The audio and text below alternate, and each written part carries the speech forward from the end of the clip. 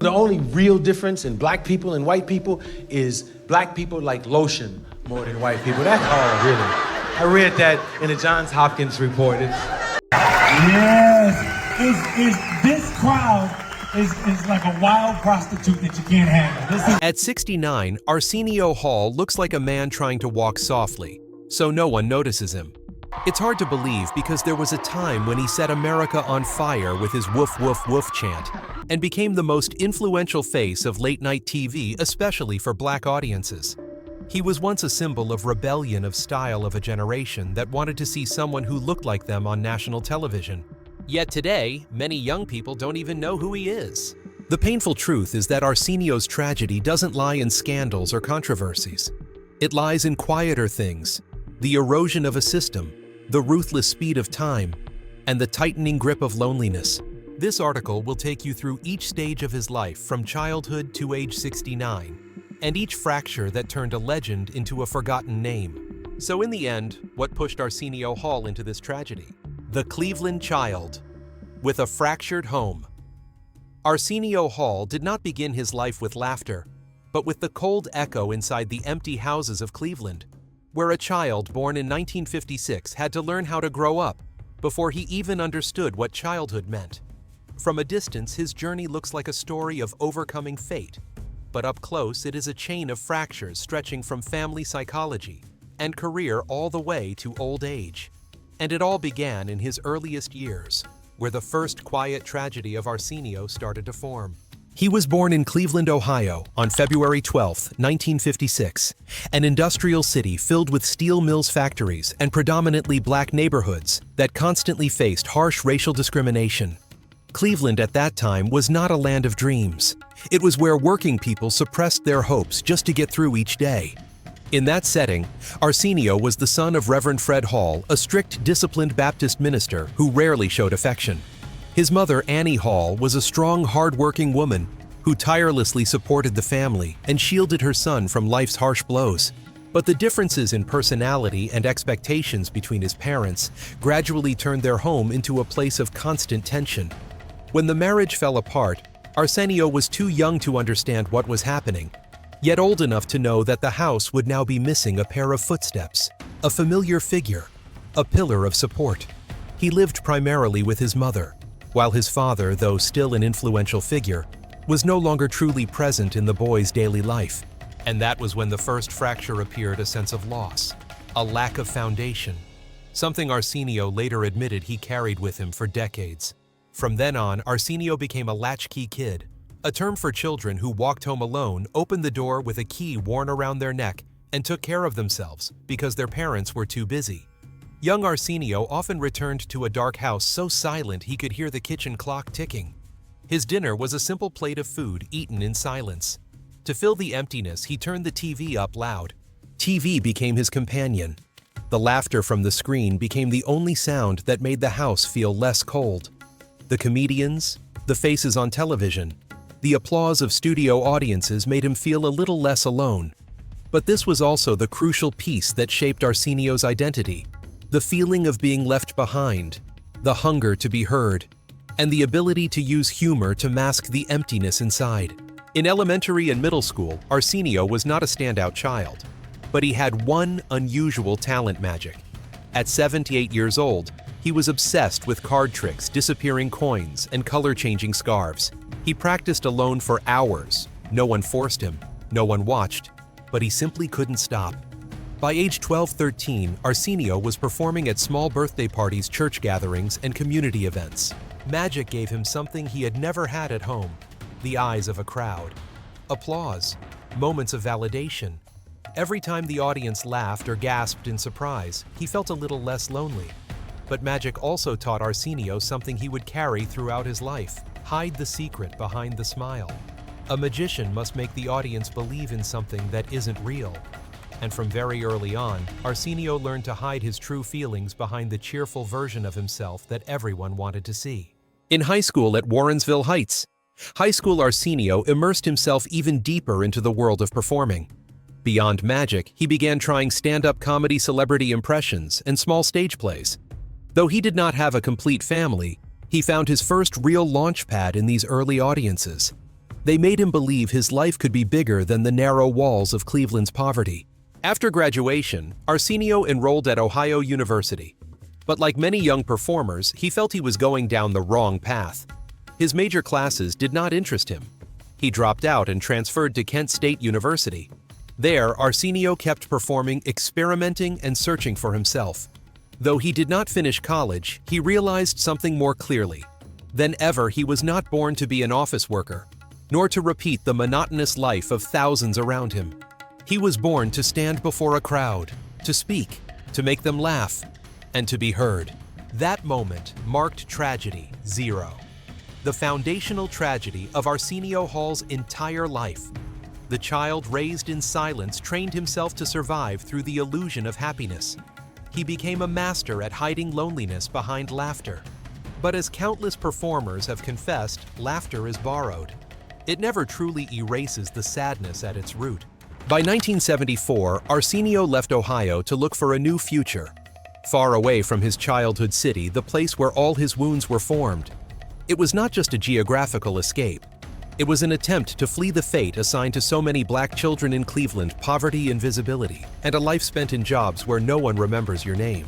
And from the moment he left Cleveland, the journey that would turn Arsenio Hall into a legend, and later into a forgotten name in America, truly began. From obscurity to the gates of heaven. After leaving Ohio, Arsenio chose Chicago as his first stop to test himself in stand-up comedy. But Chicago in the mid-70s was not a city of easy dreams. It was a place where small comedy clubs, thick cigarette smoke, and reluctant laughter determined the fate of hundreds of young performers. Arsenio stepped onto the stage with a few cheap outfits and an old backpack, surviving by crashing on friends' couches and eating inexpensive deli food. His first nights in rundown clubs were a chain of failures, audiences walking out mid-set mocking whistles, even someone standing up to say outright, "You're not funny at all." Once he was hit with such vicious comments that he left the stage with his legs trembling. But these humiliations became his survival lessons. Get up, reset the smile, and return to the stage as if nothing had crushed his spirit. Chicago sharpened, Arsenio made him bold, to the point he began to understand. A comedian doesn't just tell jokes. They must take the punches of the crowd. But Chicago was only a warm-up.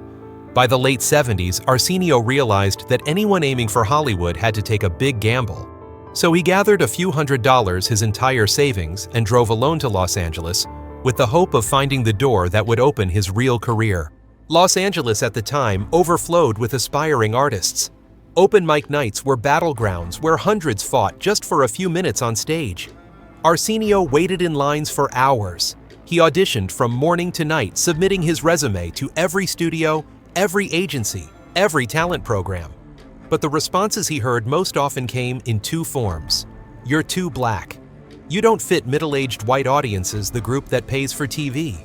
Rejected so many times that every time the phone rang, Arsenio felt half hopeful, half braced for the familiar disappointment. Hollywood back then offered little space for black performers who wanted to be leading faces. Still, Arsenio persisted, because he knew a painful truth: if he quit, no one would care. The first turning point arrived in 1983 when he was chosen as a sidekick on Alan Thicke's Thick of the Night. It was far from a perfect opportunity. The show survived only one season before being axed due to disastrous ratings. But for Arsenio, it was his first real training ground. He observed how to command a studio, how to guide guests, how a late-night production team operated. More importantly, it was the first time Hollywood saw him not as hired help, but as potential. After Thick of the Night, Arsenio moved through various projects, showcasing remarkable versatility. He became the voice of Winston Zeddemore in The Real Ghostbusters, something millions of American children had no idea about. He took small roles in Amazon Women on the Moon and several other TV projects. Each role was only a piece, but Arsenio placed each piece firmly, sharply, meticulously, as if he knew his future was being built from these seemingly insignificant fragments. Then came 1988, the year that changed Arsenio Hall's life. Eddie Murphy, then one of the most powerful comedic stars in America, invited Arsenio to join Coming to America. In the film, Arsenio didn't just play one character, he transformed into several using the shape-shifting skills he had quietly honed during his years practicing magic. When the movie premiered, Coming to America, became a cultural phenomenon, grossing over $288 million USD worldwide, a massive number for that era. For the first time, all of America knew who Arsenio Hall was. For the first time, the press called him a dangerous newcomer. For the first time, Hollywood saw him as a valuable investment. And for the first time, Arsenio felt that his childhood dream to be heard, to be seen, was about to come true. After the explosive success of Coming to America, producers began discussing giving Arsenio his own talk show. A show not shaped by the old stiff style of middle-aged white television, but one with the rhythm, energy, and spirit of America's youth in the 1980s. A show that could break boundaries. A show that could command national attention. On the peak of glory. In 1989, America witnessed something unprecedented. A black man standing alone at the center of a late-night stage. A territory dominated by white icons since the 1950s, and making the entire country hold its breath. The Arsenio Hall Show premiered like a cultural explosion. The show was syndicated nationwide from New York to Los Angeles, from Chicago to Houston. For the first time, a black host didn't just appear, he sat in the very throne of late-night television. Arsenio Hall didn't just change late-night TV, he broke it apart. From the very first episode, viewers knew they were seeing something unlike any existing format. Gone was the rigid traditional structure, the outdated suits of the 60s. Instead came youthfulness, energy, music, crowds standing on chairs, clapping, shouting things NBC or CBS would never dare allow. But the greatest symbol was the sound, woof, woof, woof. That roar, embraced by millions of young viewers, especially black audiences, became a declaration, we have a voice. And finally, we have a show that belongs to us. Arsenio's studio felt more like an arena than a TV set, a place where years of social pressure seemed to explode in a few minutes of cheering. Arsenio hosted as his true self. Leather jackets, sneakers, big laughs, direct conversations, no dodging of sensitive topics. He invited guests, traditional networks avoided rappers, young artists, rebellious actors, social activists. Major networks called it dangerous. Young people called it freedom. And from that stage, Arsenio created a cultural revolution no one could control. One of his greatest achievements was bringing hip-hop, once dismissed as street culture, or even dirty, straight into American living rooms. MC Hammer made the whole nation want to dance. Public Enemy stood on his stage and spoke about black politics. Snoop Dogg appeared on national television for the very first time. Boys II Men made millions of girls cry. Without Arsenio, hip-hop might still have risen, but it would have struggled to enter the mainstream as quickly and forcefully. His show became the front gate that brought black culture directly into America's center, a gate no one had dared to open before. Even politics had to step onto Arsenio Hall's stage. Most famously in 1992, a moment considered one of the smartest campaign moves in U.S. election history. Bill Clinton, then a relatively unknown candidate to young voters, walked onto Arsenio's stage with a saxophone. He played, he smiled, and shattered the stiff image of American politics. The moment spread across the country. Political analysts openly stated Arsenio Hall helped Clinton score a decisive boost with young voters, especially black voters. A late-night host influenced a U.S. presidential election, something that had never happened before. But to accomplish that, Arsenio had to face the greatest titan of American television, Johnny Carson, and The Tonight Show. On many nights, the ratings of the Arsenio Hall Show surpassed Carson's something once believed impossible.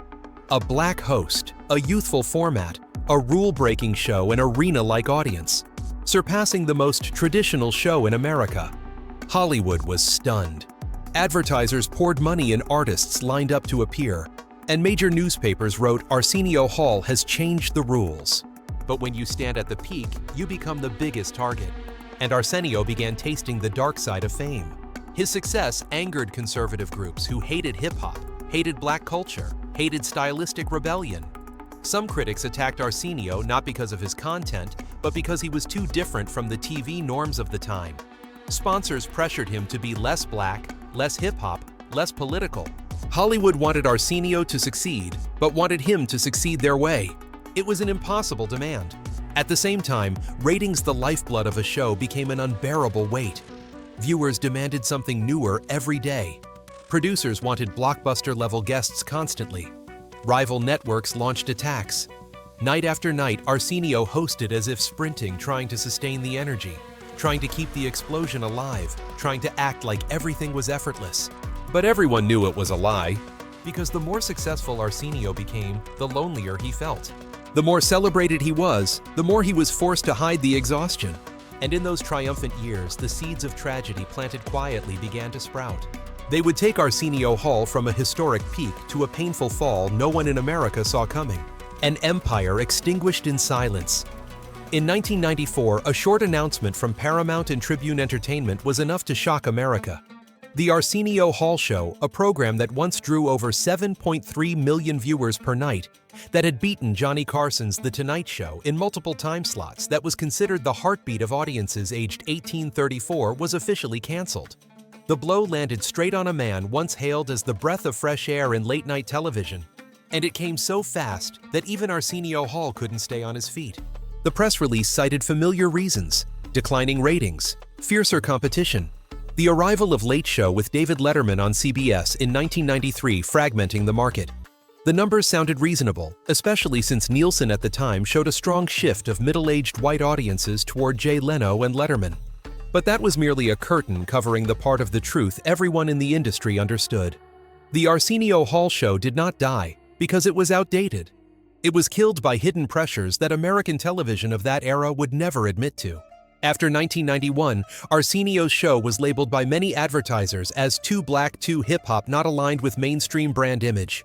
Episodes featuring Public Enemy MC Hammer, Snoop Dogg, or Two Live Crew made big brands nervous because market studies at the time showed Arsenio's audience skewed young and black, a group advertisers then considered low spending. Meanwhile, the high-spending demographic middle-aged white viewers viewed hip-hop as a cultural threat. Complaints whispered in boardrooms slowly turned into pressure behind the scenes. It was never written in reports, but everyone knew. Then in 1994, Arsenio decided to do what few hosts dared. He invited representatives of the Nation of Islam on air to address accusations that he had avoided Louis Farrakhan. It wasn't merely a controversial episode, it was an earthquake behind the curtain. Several local stations threatened to drop the show. Sponsors sent warning letters. Conservative groups increased pressure. An analysis in the LA Times wrote that Arsenio stepped into the forbidden zone of network TV, where race, religion, and politics intersect into a dark point national television always avoided. And when a black host touches that dark point, the consequences are always faster, harsher, and more ruthless.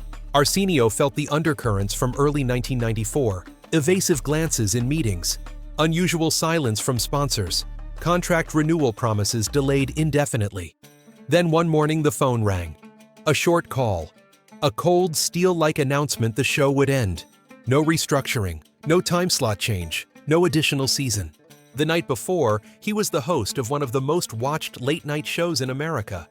The next morning, he had no stage, no microphone, no chair. The very chair that helped bring hip-hop into the mainstream let Bill Clinton play the saxophone on national television and helped shift U.S. election history. The freefall was so brutal that no one, not even Arsenio's rivals, could say he deserved it. Arsenio did not fail. He did not decline.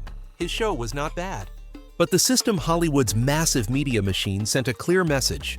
We no longer want a show like yours on national television. That was the real tragedy. A tragedy not named failure, but no longer fitting the system. A tragedy capable of ending anyone's career, even someone who once changed American culture. And the night the lights went dark in 1994 was the first fracture leading Arsenio Hall into years he had never prepared himself to face. The clinical death years of his career.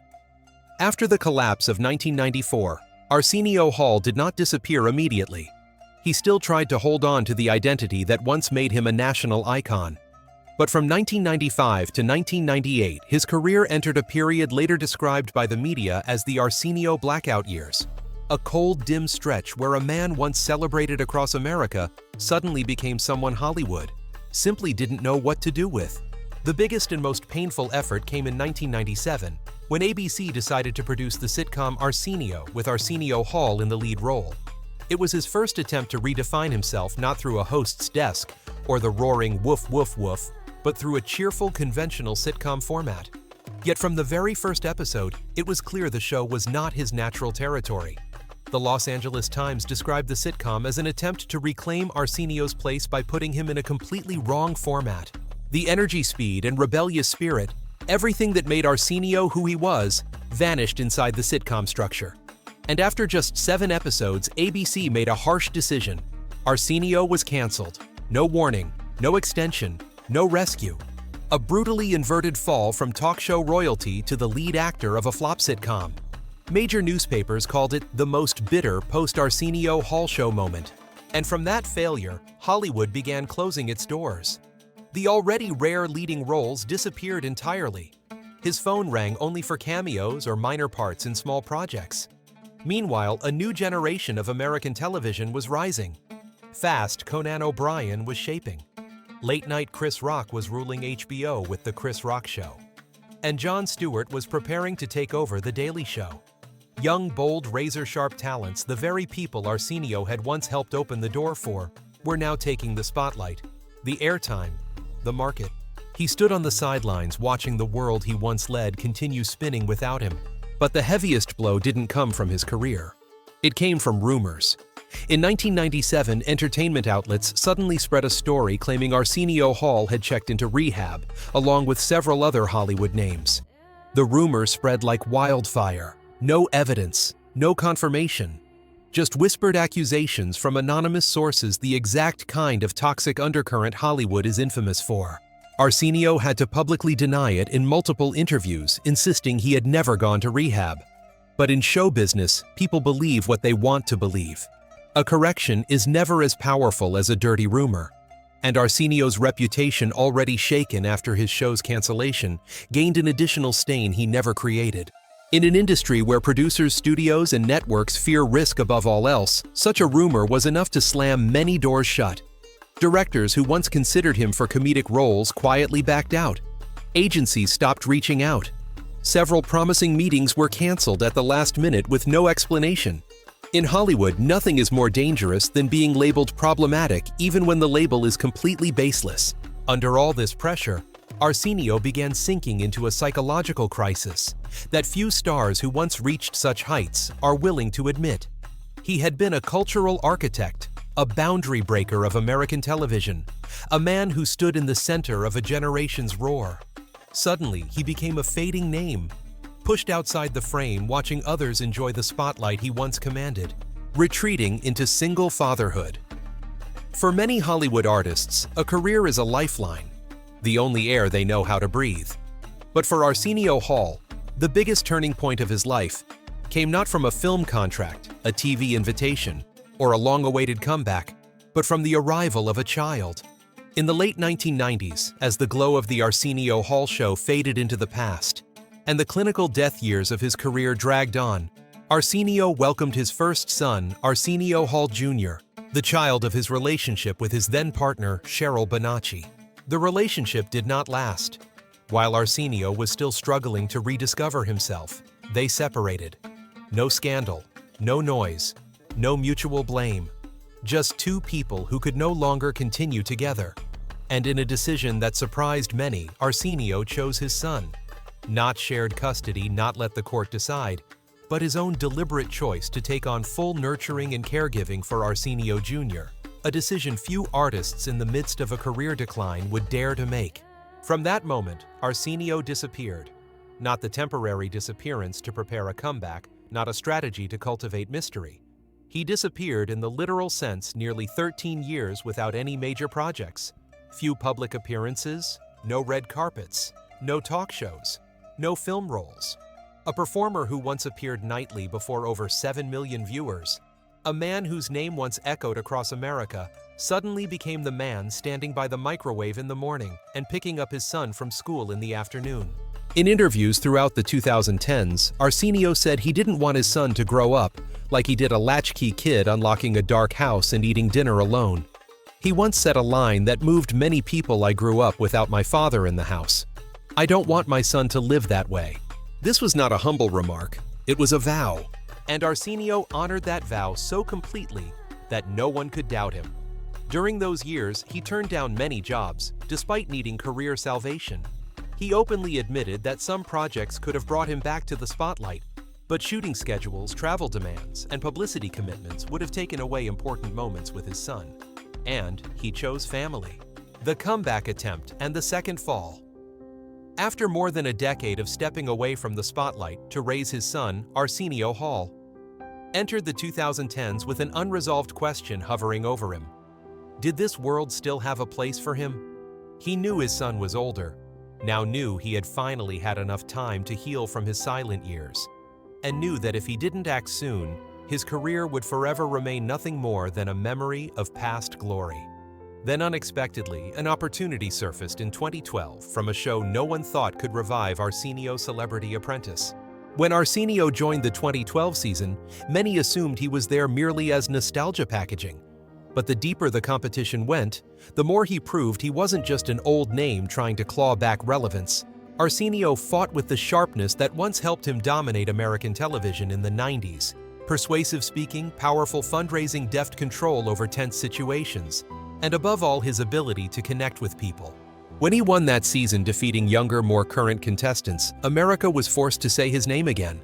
Headlines flooded in Arsenio Hall is back, the comeback kid, the return of a legend.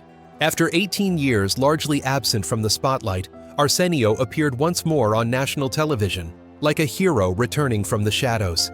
It was the moment many fallen artists dream of, but never attain. A spark of hope that a new chapter of Arsenio's life might finally be opening. That spark immediately led to a major shift. The Arsenio Hall Show was rebooted in 2013, nearly 20 years after its final episode. This time, the show wasn't the bold gamble of a young face, but the return of a television icon who had shaped an entire generation. Old fans, those who once shouted, "Woof, woof, woof" in the 90s, came back to support him. The press used the word comeback, not mockingly, but respectfully. It felt as if the wheel of time had paused just long enough to let Arsenio step onto his stage once more. But reality was nothing like the dream. Television audiences had changed. The generation that watched Arsenio every night was now 35-50, busy with families and careers, no longer staying up late for talk shows. The new generation, the 18-34 demographic, that once fueled the woof woof woof roar, now had social media, YouTube podcasts, vlogs, reaction shows, and youthful late-night hosts, like Jimmy Fallon, Conan O'Brien, and Jimmy Kimmel. Arsenio returned with the old format, but the world had moved 20 years ahead. The ratings in the first week looked promising, but they steadily declined. After a single season in May 2014, the show was canceled. This time there was no political controversy, no racial pressure, no rumors or scandal. Only a cold truth: the new audience no longer had memories tied to Arsenio Hall. If the 1994 collapse was a sudden knife to the back, the 2014 collapse felt like a verdict long foreseen. Arsenio understood this. He wasn't angry, didn't lash out. He simply walked quietly out of the meeting room after being told his show for the second time in his life was being shut down. The fall of 2014 didn't just close the door on a talk show. It closed the hope that Arsenio could ever reclaim the place that once belonged to him, a place he had built with sweat, with pioneering style, with his youth, and with the brightest years of his life, dragged into the shadow of Prince's death. When Prince died in April 2016 from a fentanyl overdose, America sank into grief and a storm of unanswered questions. Amid that turmoil, Sinead O'Connor abruptly posted a shocking message on social media, naming Arsenio Hall directly and accusing him of supplying drugs to Prince, even alleging he had spiked people's drinks to incapacitate them. Just a few lines, but heavy enough to ignite an international media explosion. TMZ, People, Rolling Stone, the BBC, everyone ran the story. And overnight, Arsenio Hall, once a defining icon of the 90s, once a ratings king, was dragged into the hurricane as a villain. The cruelty of the situation was sharpened by the fact that Arsenio and Prince had a long-standing relationship. Prince had appeared on the Arsenio Hall Show in 2014, delivering a highly publicized performance with 30 iGirl. Arsenio consistently spoke of Prince with deep admiration, calling him an irreplaceable genius. So Sinead O'Connor's attack didn't just damage Arsenio's public image, it violated intimate memories tied to a friend who had passed.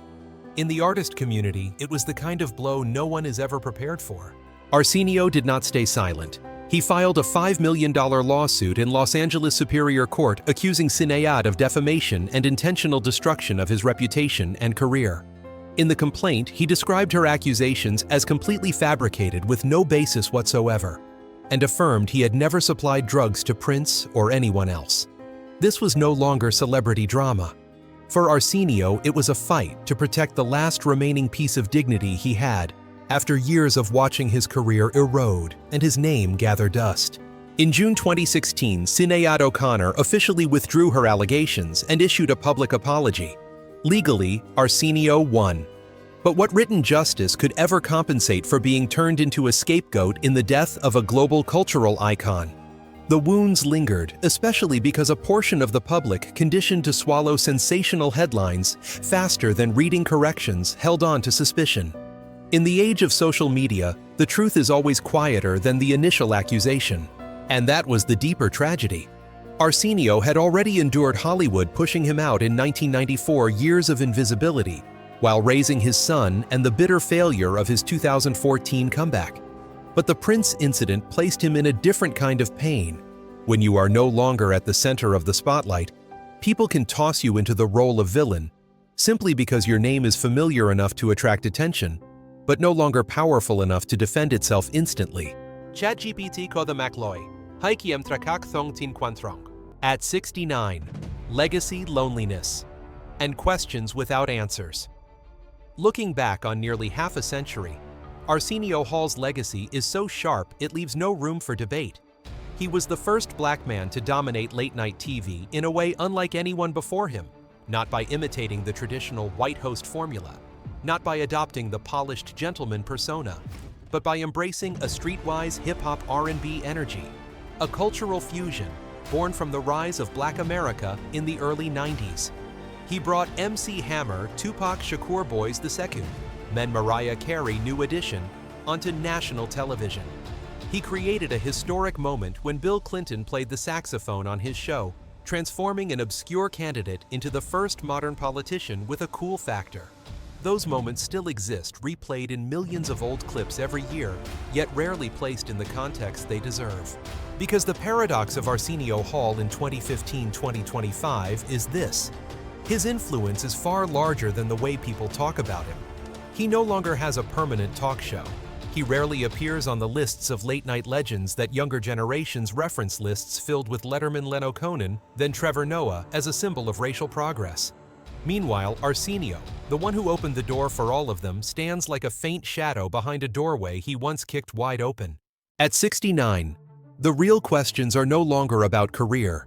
They are about the inner life. Have the wounds of a lonely childhood truly healed? Did those years of being a single father make him feel he'd compensated for the child he once was? Or did they give his fear of abandonment a new shape? When he thinks about losing his show, unfinished dreams, and the rumors that dragged him downward, does he feel regret? Or has he learned to live with those empty spaces as an inseparable part of himself? If there is a final image, it is not the booming woof woof woof that shook studios in 1991, but a 69-year-old man sitting in a quiet home, recalling that echo as a sound from a life that feels very far away. And that is what makes Arsenio Hall's tragedy beyond heartbreaking.